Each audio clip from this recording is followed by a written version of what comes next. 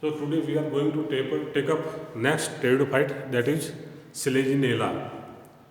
Selaginella is a pteridophyte which common name is a spike moss. Selaginella का जहाँ तक classification का सवाल है, it belongs to division Pteridophyta, sub division Lycopsida, order Selaginellales, family Selaginellaceae, genus is Selaginella. Selaginella the main plant body of Selaginella is a sporophytic, which is differentiated into root, stem and leaf. Selaginella का जो मुख्य पादप शरीर होता है वो बीजाणुभिद प्रकृति का होता है, जो जड़, तना व पत्ती में विभेदित होता है।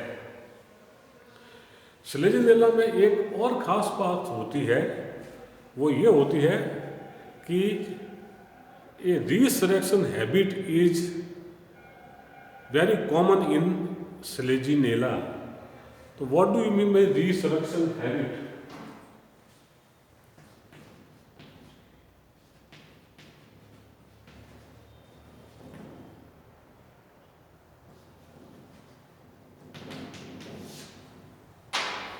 रीसरेक्शन हैबिट से तात्पर्य यह है कि Selaginella की कुछ स्पीसीज ऐसी होती है जो पानी की कमी या नमी की कमी होने पर ये सूख जाती है और गोल गेंद के रूप में कन्वर्ट हो जाती है। लेकिन जैसे ही नमी या पानी उपलब्ध होता है तो ये पूर्ण खिल जाती है और बिल्कुल लश ग्रीन हो जाती है, हरा भरा हो जाता है। तो इस तरह की प्रवृत्ति को पुनर्जीवन या रीसरेक्शन कहते हैं, रीसरेक्शन हैबिट या पुनर्जीवन कहते हैं। तो ये पुनर्जीवन इस Selaginella में पाया जाता है। तो जब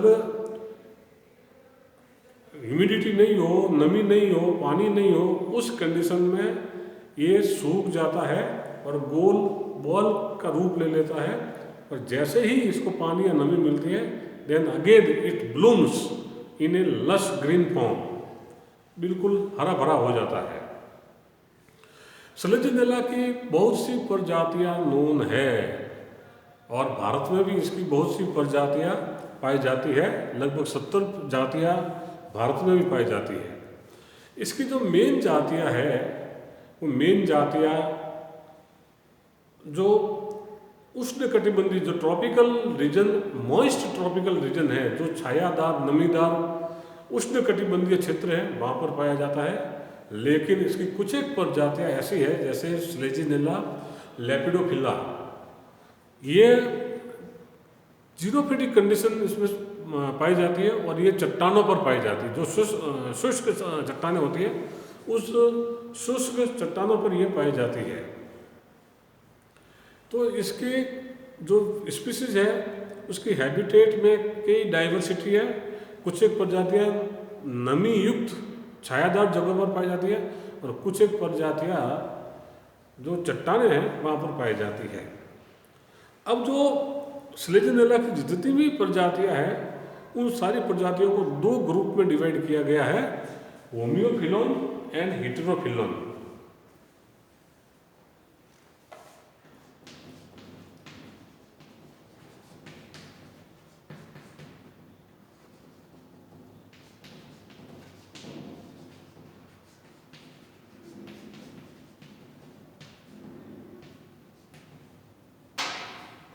होमियोफिलम से तात्पर्य यह है कि वे प्रजातियां जिसमें केवल एक ही प्रकार की पत्तियां पाई जाती है। तो Selaginella की ये प्रजाति जो जिसमें एक ही प्रकार की पत्तियां पाई जाती है, वो प्राय ऊर्ध्व होती है, इरेक्ट पाई जाती है और ये द्विभाजी शाखित होती है, डाइकोटोमसली ब्रांच होती है। पत्तियां इसमें छोटी छोटी होती है, अवरंती होती है या अंडाकार होती है। पत्ती के बीच में एक मीड रिब पाई जाती है। तो जो होमियोफिलन समव्यासी पत्तियां का जो ग्रुप है, इसमें तना प्राय ऊर्ध्व होता है। दूसरा ग्रुप है हेटेरोफिलम। हीटेरोफिलम में उन सेलेजिनेला के स्पीसीज को रखा जाता है जिसमें आधा भाग श्यान होता है, आधा भाग ऊर्ध्व होता है। तो जो सेलेजिनेला का तना है वो दो भागों से मिलकर बना होता है। तने का कुछ भाग जमीन पर रेंग कर चलता है और उस रेंग कर चलने वाले भाग से कुछ भाग जमीन के ऊर्ध्व निकलता है। जो भाग जमीन की सतह पर रेंग कर चलता है उस पर दो तरह की पत्तियां पाई जाती है। जो पत्तियां जमीन की सतह के कांटेक्ट में होती है, संपर्क में होती है, उन पत्तियों का आकार बड़ा होता है और जो पत्तियां जमीन से ऊपर होती है उन पत्तियों का आकार छोटा होता है। तो जो श्यान भाग है, जो प्रोस्टेट भाग है, उस प्रोस्टेट भाग में दो प्रकार की पत्तियां पाई जाती है, बड़ी पत्ती एंड छोटी पत्ती। और इसलिए इस ग्रुप का नाम विषम पर्ण हीटेरोफिलम दिया जाता है, हीटेरोफिलम रखा जाता है। और सेलेजिनेला में एक खास बात और है, जहाँ कहीं भी ये डाइकोटोमसली ब्रांच होता है वहाँ से राइजोफोर नाम की एक संरचना निकलती है। और ये राइजोफोर आगे जाके आपको बताएंगे कि इस राइजोफोर में जड़ और तना दोनों के ही लक्षण पाए जाते हैं। हालांकि इसके बारे में कई डिबेट है। कुछ एक लोग कहते हैं कि ये जड़ है, कुछ एक साइंटिस्ट कहते हैं कि जड़ नहीं ये तना है, कुछ एक कहते हैं कि जड़ तना के दोनों ही लक्षण इसमें पाए जाते हैं। तो इसमें एक खास तरह की संरचना पाई जाती है जिसका नाम है राइजोफोर। और ये राइजोफोर जिस पर कोई पर्व संधि नहीं पाई जाती है और कोई किसी भी तरह की पत्ती नहीं पाई जाती है। इसका जो शीर्षस्थ भाग है वहाँ पर छोटी छोटी जड़ें निकल सकती है। तो ये खास तरह की संरचना केवल सेलेजिनेला में ही पाई जाती है। फिर सेलेजिनेला में एक और खास बात पाई जाती है कि इसकी जो पत्ती होती है, इसकी पत्ती के बेस में, ये देखिए पत्ती के बेस में छोटी गुंबददार एक संरचना पाई जाती है जिसको लिग्यूल बोलते हैं। और यह लिग्यूल का डिटेल स्ट्रक्चर, लिग्यूल का जो बेसल पार्ट होता है वो थोड़ा फूला हुआ होता है और ये खास तरह की कैविटी के अंदर ये लिग्यूल का बेसल पार्ट पाया जाता है और उस बेसल पार्ट को ग्लोसोपोडियम कहते हैं। और जिस कैविटी में ग्लोसोपोडियम पाया जाता है उस कैविटी को लिग्यूलर पीट कहते हैं। अब इस लिग्यूल के काम क्या है? लिग्यूल के ज़्यादा तो काम ज्ञात नहीं है, फिर भी ऐसा मानते हैं कि लिग्यूल में जल संग्रहण रहता है, नमी संग्रहण रहती है, जिससे यह पौधे को लंबे समय तक जीवित रखने में मदद करता है। नंबर 2, लिग्यूल कुछ एक न्यूट्रिएंट को एब्जॉर्ब करने में भी मदद करता है, एब्जॉर्ब करने में और उसका ट्रांसपोर्टेशन करने में हेल्प करता है। तो ये है लिग्यूल के कार्य। तो लिग्यूल का बेसल पार्ट ग्लोसोपोडियम कहलाता है और यह लिग्यूलर पीट में पाया जाता है। यह वाटर और मॉइस्चर रिटेन करता है एवं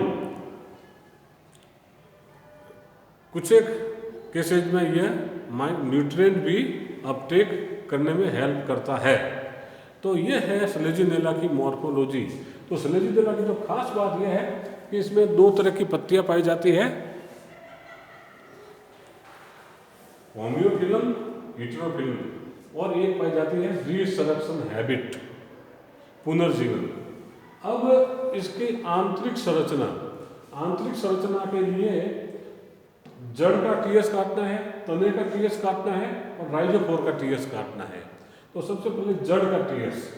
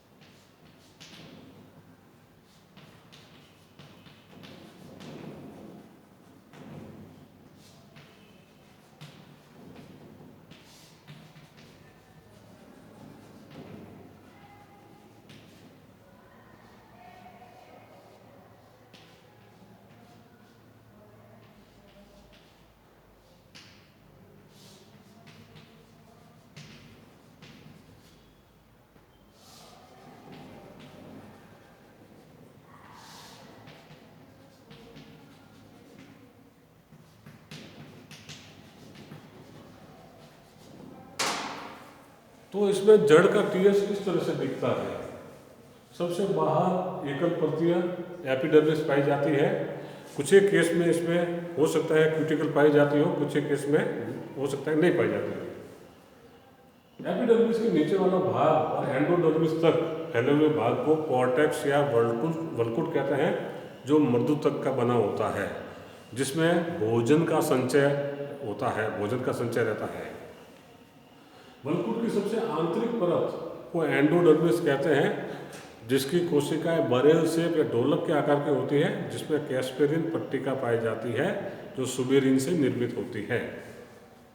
अब एंडोडर्मिस के नीचे रंभ पाया जाता है, जिसको स्टील कहते हैं, और रंभ 3-4 तरह की कोशिकाओं से मिलकर बना होता है, पेरिसाइकल, फ्लोएम एंड जाइलम। ये तीनों ही तरह के उत्तक मिला के रंभ कहलाता है। तो इसमें एकल परतीय पेरिसाइकल पाई जाती है, जो प्राय मर्दुतक की बनी होती है।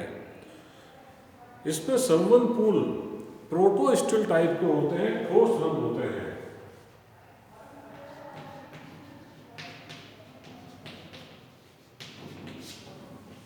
ठोस रंभ होते हैं, प्रोटोस्टिल होते हैं। ठोस रंभ में आपको बता चुका हूँ कि देयर इज नो पीथ और पीथ कैविटी।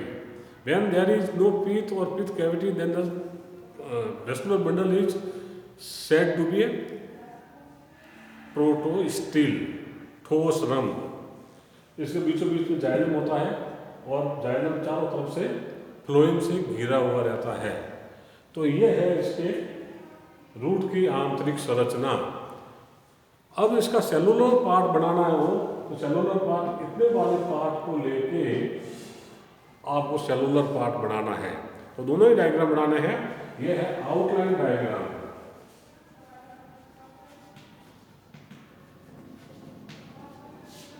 ये आउटलाइन डायग्राम है, और इसके अलावा आपको सेलुलर डायग्राम भी बनाना है। तो यह है रूट की संरचना।